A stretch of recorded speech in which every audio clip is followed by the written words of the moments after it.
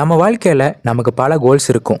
அதை அடையிறதுக்கும் நம்ம நிறைய எஃபர்ட், நிறைய ஹார்ட் ஒர்க் போடுவோம். ஆனால் அடிக்கடி நடுவில் நமக்கு ஒரு டவுட் வரும். நம்ம கரெக்டான பாதையில் தான் போகிறோமா, நம்ம கோல்ஸை நம்ம ரீச் பண்ணிடுவோமா அப்படின்னு சில சந்தேகங்கள் வரும். அதுவும் நம்ம லா ஆஃப் அட்ராக்ஷன், மேனிஃபெஸ்டேஷன் டெக்னிக்கெல்லாம் ஃபாலோ பண்ணியிருந்தோன்னா கண்டிப்பாக இந்த மாதிரி சந்தேகங்கள்லாம் நிறையவே வர வாய்ப்பு இருக்குது. நீங்கள் இந்த யூனிவர்ஸை முழுமையாக நம்பினா நீங்கள் கரெக்டான பாதையில் தான் போகிறீங்க அப்படின்னு இந்த யூனிவர்ஸே உங்களுக்கு பதில் சொல்லும். ஆனால் நிறைய தடவை இந்த யூனிவர்ஸ் அனுப்புகிற அந்த சயின்ஸை நம்ம ரிசீவ் பண்ணிக்காம, இந்த யூனிவர்ஸ் நமக்கு என்ன சொல்ல வருதுன்னே புரிஞ்சிக்காம அப்படியே விட்டுடுறோம். சில சமயம் நம்மள பல பேருக்கு இந்த யூனிவர்ஸ் எந்த மாதிரியான சயின்ஸ் எல்லாம் அனுப்பும் அப்படிங்கிறதே தெரியாமல் இருக்கு.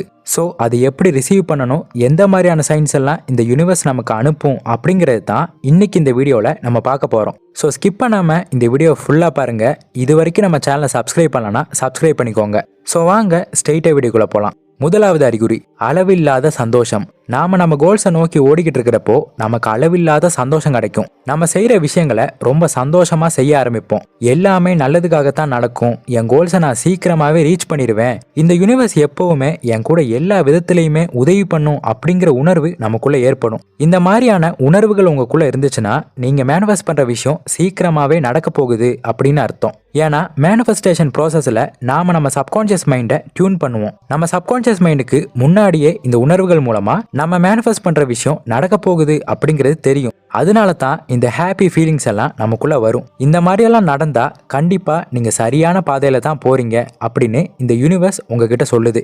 அடுத்து இரண்டாவது அறிகுறி, ஏஞ்சல் நம்பர்ஸ். நம்ம எல்லாருக்குமே தெரியும் இந்த யூனிவர்ஸ் ஃபுல்லாவே வைப்ரேஷன் அண்ட் எனர்ஜியால தான் உருவாக்கப்பட்டிருக்கு. அதனால தான் நம்ம வைப்ரேஷனை பாசிட்டிவா வச்சிருக்கோமா இல்ல நெகட்டிவா வச்சிருக்கோமாங்கிறது ரொம்ப முக்கியம்.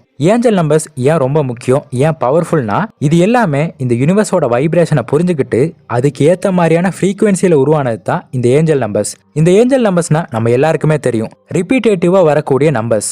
எக்ஸாம்பிளுக்கு 11, 22, 333, 777 இந்த மாதிரி வர ஒவ்வொரு ரிப்பீட்டேட்டிவ் நம்பர்ஸுக்குமே ஒவ்வொரு மீனிங் இருக்கு. இந்த நம்பர்ஸ் எல்லாம் நீங்க அடிக்கடி பாக்குறீங்கன்னா இந்த பிரபஞ்சம் உங்களுக்கு அதுக்கான வேலையை செஞ்சுக்கிட்டு இருக்கு அப்படின்னு சொல்லுது. ஸோ இப்படி இந்த நம்பர்ஸோட மீனிங்கை புரிஞ்சுக்கிட்டு அதுக்கு ஏற்ற மாதிரி நம்ம செயல்பட ஆரம்பிக்கணும். இந்த நம்பர்ஸை நம்ம எங்க அதிகமாக பார்க்கறதுக்கான வாய்ப்பு இருக்கு அப்படின்னா, காரோட நம்பர் பிளேட்ல இல்ல நம்ம வீட்டில் இருக்கக்கூடிய கடிகாரங்கள்ல இந்த மாதிரி இடங்கள்ல பார்க்கறதுக்கு நிறைய வாய்ப்பு இருக்கு. இந்த மாதிரியான விஷயங்கள் நடந்தா நீங்க உங்க கோல்ஸை ரீச் பண்றதுக்கு இந்த யூனிவர்ஸ் அதோட வேலையை செஞ்சுக்கிட்டு இருக்கு அப்படின்னு அர்த்தம். அடுத்து மூன்றாவது அறிகுறி, ஸ்மால் மேனிஃபெஸ்டேஷன்ஸ். அதாவது நீங்க ஆசைப்படுற சின்ன சின்ன விஷயம் கூட உடனே நடக்கும். உதாரணத்துக்கு நீங்க உங்களுக்கு பிடிச்ச ஏதாவது ஒரு விஷயத்த, சாப்பாடு இல்லைனா ஸ்நாக்ஸ் ஏதாவது சாப்பிட்டா நல்லா இருக்குமே அப்படின்னு நினைச்சுக்கிட்டு இருப்பீங்க. அந்த மாதிரி நினைக்கும் போது யாராவது உங்களுக்கு அதை கேட்காமலே வாங்கிட்டு வந்து தருவாங்க. உங்களுக்கு பிடிச்ச படத்தை பத்தி யாருக்கிட்டையாவது பேசிக்கிட்டு இருப்பீங்க, பார்த்தா டிவியில அதே படம் ஓடும். இந்த மாதிரியான விஷயங்கள்லாம் நடந்தா இந்த யூனிவர்ஸ் உங்ககிட்ட என்ன சொல்லுதுன்னா, என் மேல நீ முழுமையா நம்பிக்கை வச்சிருக்க, இதே நம்பிக்கை நீ தொடர்ந்து வச்சா போதும், நிச்சயமா உன் கோல்ஸை நீ அச்சீவ் பண்ணிடுவ அப்படின்னு சொல்றதா அர்த்தம். அடுத்து நான்காவது அறிகுறி, மற்றவங்களோட சந்தோஷத்துல பங்கெடுத்துக்கணும்னு தோணும். இது ரொம்ப ரொம்ப ஒரு முக்கியமான விஷயம்னே சொல்லலாம். ஏன்னா நம்ம மேனிஃபெஸ்டேஷன் ஒரு பக்கம் இருந்தாலும் நம்ம மேனிஃபெஸ்டேஷன் பண்ணிக்கிட்டு இருக்கும்போது அதே விஷயம் மற்றவங்களுக்கு நடக்கும். அந்த மாதிரி நடக்கும்போது நம்ம எப்படி ரியாக்ட் பண்றோம், எந்த மாதிரியான வைப்ரேஷன்ஸை இந்த யூனிவர்ஸுக்கு கொடுக்குறோம் அப்படிங்கிறது ரொம்ப முக்கியம். எக்ஸாம்பிளுக்கு நீங்க வெளிநாடு போகணும்னு மேனிஃபெஸ்ட் பண்ணிக்கிறீங்கன்னா உங்க ஃப்ரெண்ட்ஸுக்கோ இல்ல உங்க ரிலேட்டிவ்ஸுக்கோ இந்த மாதிரி வெளிநாட்டுக்கு போகக்கூடிய ஒரு வாய்ப்பு கிடைக்கும். அப்படி அவங்களுக்கு கிடைச்ச வாய்ப்பை பார்த்து நீங்க உண்மையாலுமே சந்தோஷப்படுறீங்களா இல்ல சந்தோஷப்படுற மாதிரி நடிக்கிறீங்களா அப்படின்னு டெஸ்ட் பண்ணி பார்க்கும். இப்படி நீங்க எப்படி ரியாக்ட் பண்றீங்கிறத பொறுத்து தான் உங்க எமோஷன்ஸ் இந்த யூனிவர்ஸுக்கு போகும். என் கூடவே தான் இருந்தாங்க ஆனா நம்மளால வெளிநாடு போக முடியலையே அப்படின்னு நெகட்டிவா யோசிச்சு நெகட்டிவான வைப்ரேஷனை இந்த யூனிவர்ஸுக்கு அனுப்பிடவே கூடாது.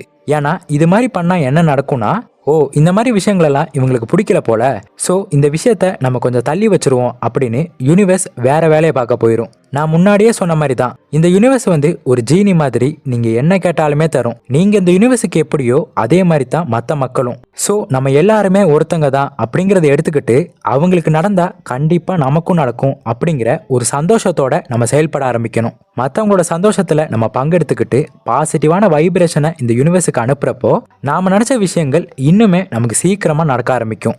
அடுத்ததா ஐந்தாவது அறிகுறி, இயற்கை சார்ந்த அறிகுறிகள். நம்ம எந்த மாதிரியான வைப்ரேஷனை இந்த யூனிவர்ஸுக்கு தரோம், எந்த மாதிரியான எண்ணங்கள் நம்ம கிட்ட இருக்கு அப்படிங்கிறது முக்கியமான விஷயம். நம்ம ரொம்ப ஹாப்பியா ரொம்ப பாசிட்டிவான வைப்ரேஷனை தந்தோம் அப்படின்னா இயற்கையான சூழல்களை நம்மளை பார்க்கறதுக்கோ இல்ல டைம் ஸ்பெண்ட் பண்றதுக்கோ இயற்கையே நமக்கான வாய்ப்பு அமைச்சு தரும். வானவில்ல பார்க்கறதுக்கான வாய்ப்பு கிடைக்கும். நல்லா வெயில் அடிச்சுக்கிட்டு இருக்கும், திடீர்னு மழை பெய்யும், அடிக்கடி பட்டாம்பூச்சி பறக்கிறத பார்ப்பீங்க. இந்த மாதிரி இயற்கை சார்ந்த விஷயங்கள் நிறையவே உங்களுக்கு நடக்கும். இந்த மாதிரியெல்லாம் நடந்தா நீங்க சரியான பாதையில தான் போய்கிட்டு இருக்கீங்க அப்படின்னு யூனிவர்ஸ் உங்ககிட்ட சொல்றதா அர்த்தம். அடுத்து 6வது அறிகுறி ஏற்ற இறக்கங்கள். நம்ம வாழ்க்கையில ஏற்றத்தாழ்வுகள் இருக்கிறது சகஜம்தான். ஆனா நல்லா தானே போயிட்டு இருந்துச்சு, நம்ம வாழ்க்கையில ஏன் இவ்வளோ பிரச்சனைகள் அப்படின்னு புலம்ப ஆரம்பிச்சு நெகட்டிவா திங்க் பண்ணக்கூடாது. அந்த மாதிரி சூழல்ல நீங்க இந்த பிரபஞ்சத்தை பார்த்து, இது உன்னோட வேலை தானே, நீ என்னை டெஸ்ட் பண்றதுக்காக தானே இப்படி பண்ணிக்கிட்டு இருக்க, நீ எனக்கு தந்த இந்த பிரச்சனைய நான் எப்படி கடந்து வரேங்கிறத மட்டும் பாரு அப்படின்னு இந்த பிரபஞ்சத்தை பார்த்து சொல்லிட்டு அந்த பிரச்சனைகளுக்கான தீர்வை நம்ம தேட ஆரம்பிக்கணும். அதை விட்டுட்டு அதை பத்தின நெகட்டிவான எமோஷன்ஸை இந்த யூனிவர்ஸுக்கு நம்ம தந்துடவே கூடாது. இந்த யூனிவர்ஸை முழுமையா நம்பி எவ்வளோ தடைகள் வந்தாலும் எவ்வளோ கஷ்டங்கள் வந்தாலும் நாம நம்மளோட கோல்ஸை நோக்கி ஓடிக்கிட்டே தான் இருக்கணும். இந்த மாதிரி இருந்தாலே நீங்க நினைச்ச விஷயங்களை அடையிறத யாராலையுமே தடுக்க முடியாது. அடுத்து 7வது அறிகுறி எக்கச்சக்கமான வாய்ப்புகள்.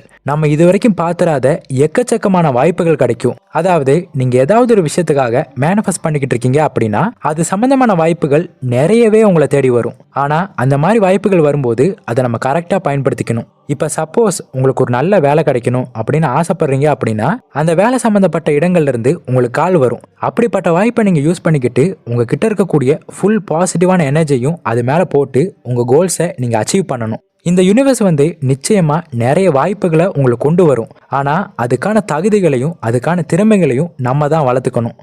ஸோ அவ்வளோதான். இந்த மாதிரியான 7 அறிகுறிகள் தான் இந்த யூனிவர்ஸ் நம்ம கிட்ட கம்யூனிகேட் பண்ற அறிகுறிகள். இந்த மாதிரி நிறைய அறிகுறிகள் இப்பவும் நம்மளை சுத்தி நடந்துகிட்டு தான் இருக்கு. ஆனா நம்ம தான் அதை கவனிக்காம இருக்கிறோம். ஸோ நீங்க இந்த யூனிவர்ஸை நம்புற ஆளா இருந்தா இனிமையாச்சும் இதெல்லாம் கவனிக்க ஆரம்பிங்க. கவனிக்கிறது மட்டும் இல்லாம அதை பாசிட்டிவா எடுத்துக்கிட்டு அதுக்கான சரியான செயல்களில் ஈடுபடுங்க. இதுல எந்தெந்த அறிகுறிகளை நீங்க இது வரைக்கும் பார்த்துருக்கீங்க, கவனிச்சிருக்கீங்க அப்படின்னு மறக்காம கமெண்ட் பண்ணுங்க. இது வரைக்கும் நம்ம வாட்ஸ்அப் குரூப்ல நீங்க ஜாயின் பண்ணலன்னா மறக்காம ஜாயின் பண்ணுங்க. இன்னொரு இதே மாதிரியான ஒரு பயனுள்ள வீடியோவில் உங்களை பார்க்குறேன். தேங்க்ஸ் ஃபார் வாட்சிங்.